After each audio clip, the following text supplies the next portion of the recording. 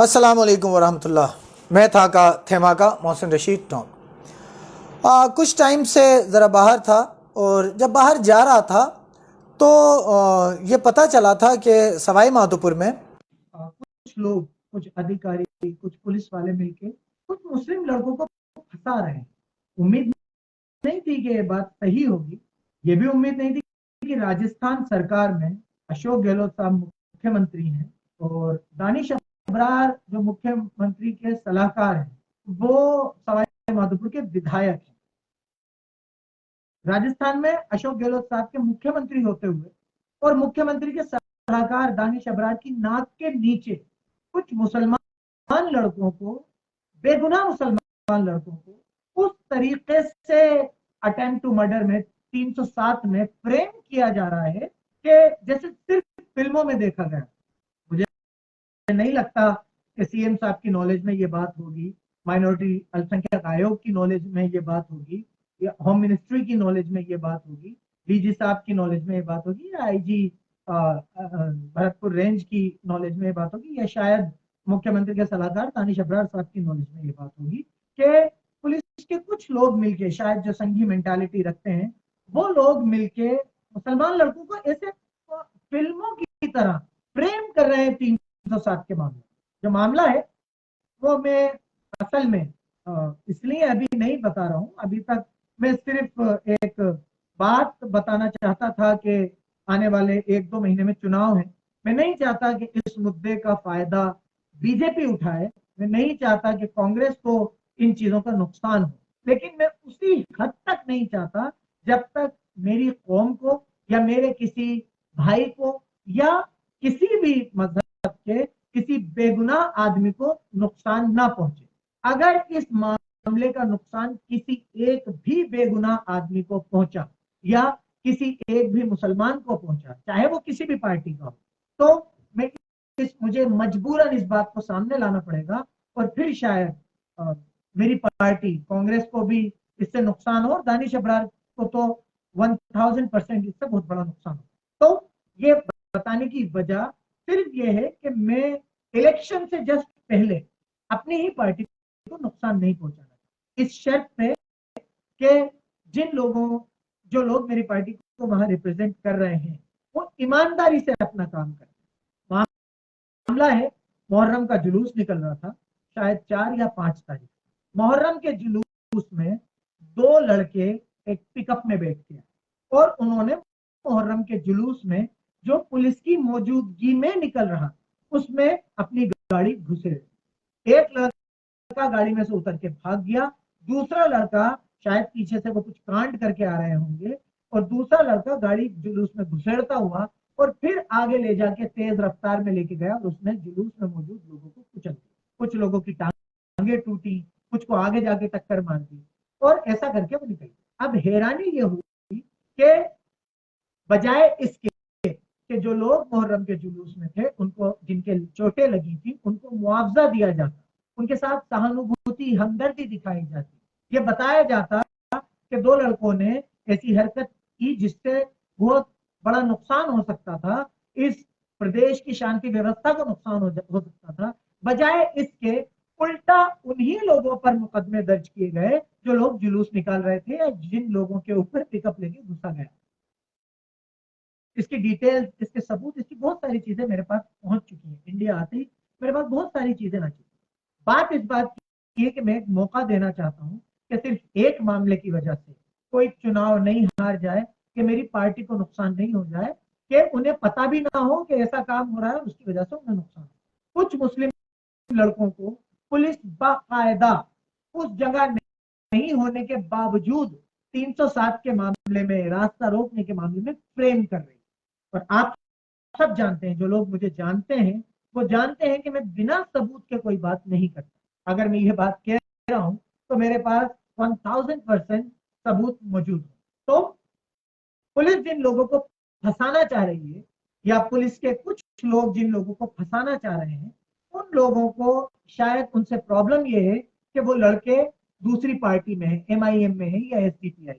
تو ان پولیس والوں کو لگتا ہے، جو پھنسانے میں، پوری سوائی مادھوپور پولیس کی بات نہیں کر رہا ہوں، لیکن جو गलत बयानी करके उन लड़कों को फंसाना चाह रहे हैं, एमआईएम या एसडीपीआई के लड़कों को फंसाना चाह रहे हैं। उन लोगों को ये लगता है कि ये तो एमआईएम और एसडीपीआई में है, इनके लिए कौन बोले। तो मैं आपकी गलत फहमी दूर कर दूं, आप एक बात अपने दिमाग में बिठा लीजिए, आप जुल्म किसी पे भी करेंगे, मेरी कौम पे करेंगे या किसी दूसरे लोगों पे करेंगे, अगर वो नाजायज होगा, अगर वो बेबुनियाद आप किसी आदमी को फंसाना चाहेंगे, तो मेरी कौम की तो बात छोड़िए, उसके लिए तो मैं अपनी जान दे दूं। मैं गैर मुस्लिम आदमी के लिए भी इसी शिद्दत से खड़ा होऊंगा, चाहे वो किसी भी पार्टी। तो ये मत सोचिए कि ये लड़के एमआईएम या एसडीपीआई के हैं तो इन मुसलमानों को कौन बचाने है। मेरी औकात नहीं है बचाने की, लेकिन एक बात का यकीन जरूर रख लीजिए, बचाने वाला अल्लाह है।